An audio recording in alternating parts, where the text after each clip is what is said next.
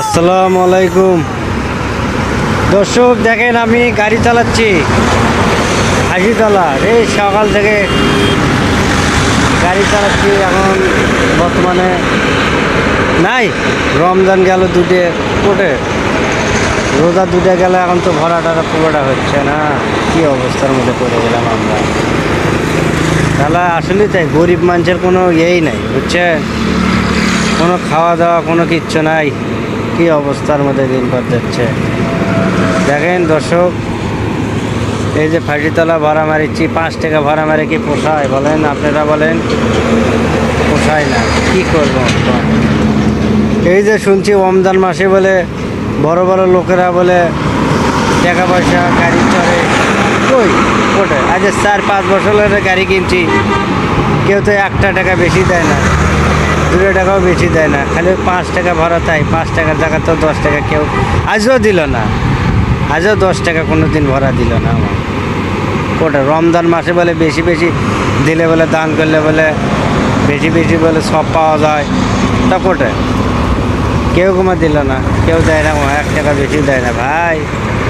ওই জন্য করছি, গরিব মানুষ, গরিব মানুষ কেউ দেখে না, সব ওই উপরে আল্লাহ দেখে, আল্লাহ ছাড়া কেউ দেখে না, বুঝছেন? কি কম আর দুঃখের কথা।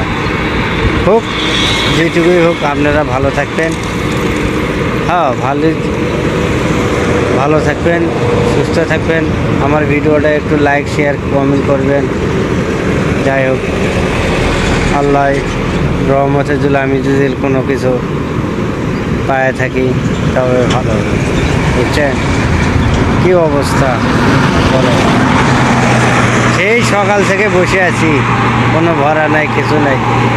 কে এই যুগে কি 100 টাকা কামাই করলে চলবি কন?